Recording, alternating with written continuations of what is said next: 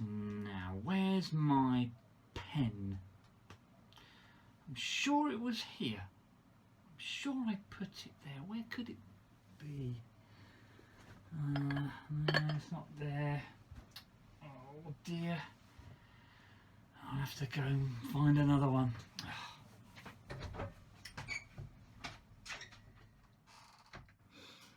Hi everyone, it's Nigel here. Did you see what just happened?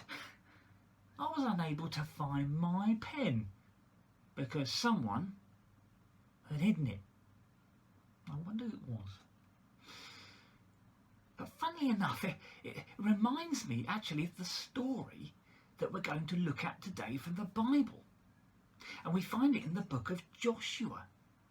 And in the same way, it involves some of God's people. Well, they have to hide. Well, at this point in the story of God's people, the time had come for the Israelites to go into a new land that God had promised. They had to pack up their belongings, bake enough food to take with them on the journey. And what a journey! Do you remember Moses helping them escape from Egypt, from the clutches of the evil Pharaoh?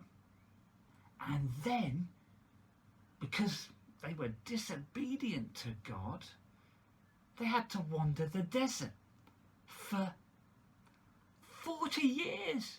Yes, 40 years. Well, now Moses was dead and Joshua was leading the people, and they finally come to the point of entering into the promised land. Now, on the other side of the river, which the people would have to cross, there was a big city called Jericho.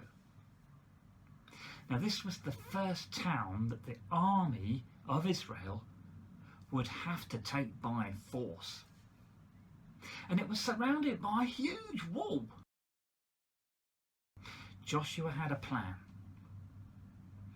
He sent 2 men to spy out the land and the city of Jericho.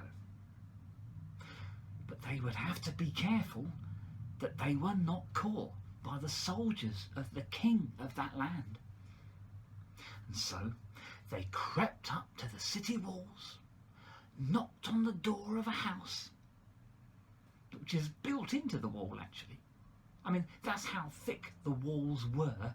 You could build a house in them.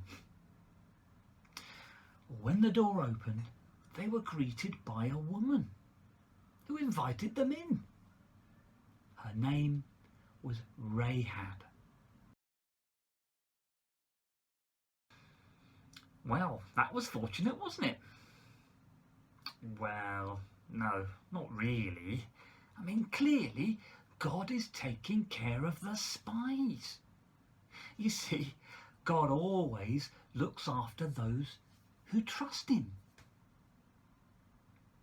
Rahab would have known it was dangerous to hide the spies, and she would have got into a lot of trouble if anyone found out. And she knew that these men belonged to God's people. Now, interestingly, as Ahab was growing up, she wouldn't have known the one true God. The people around her would have worshipped idols and followed practices that would not honour God. But at some time, Rahab had heard of all the wonderful things God had done for his people, like escaping from Egypt, crossing the Red Sea, and other mighty acts of God. She came to realise that she wanted to be on the right side of God, and so she put her trust in him. Wow, that is amazing. And that's just the same as when people today put their trust in Jesus because of the amazing thing that he did by dying on the cross to save people from their sins. And as you read more and more about how God loved his people Israel and sent his son Jesus to prove how much he loved them, maybe it will help you to trust him too, if you haven't already. Well, our story continues. Suddenly, there was a loud knock at the door. The spies had been seen! And the king had sent soldiers to find the men. Well, Rahab was desperate. The spies wouldn't be found. And so she hid them on the roof of her house under stalks of flax, which was like a thick, rough cloth, which would be laid out to dry in the sun. The king's soldiers couldn't find the men, and so they left. But before the spies settled down for the night on the roof, Rahab went to speak to them. She asked them to show kindness to her as she had shown kindness to them. This is what she said. Give me a sure sign that you will spare the lives of my father and mother, my brothers and sisters, and all who belong to them, and that you will save us from death. The spies said that they would do this, but she must do the following. She must tie a red scarlet cord or rope in the window through which the spies would be let down to escape, and must bring her father and mother, her brothers and all their families into the house. And no one must leave it, not even for a moment.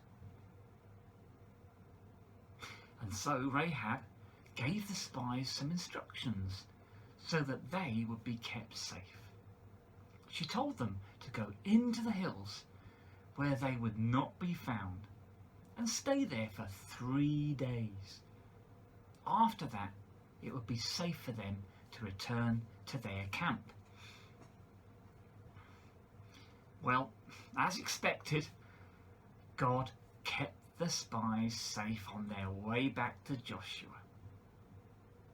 And Joshua and all the people knew that God would be with them and would help them go into the land that he had promised them. And everything worked out just as God had promised, because God always keeps his promises. Did you notice a common theme running through our story? The spies trusted God to keep them safe. Rahab trusted God to keep her and her family safe. God saves those who trust in him. But he doesn't just save us from everyday dangers.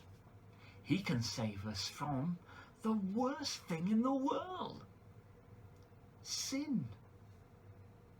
And again I say, if you haven't already, why don't you show the same faith and trust as Rahab did?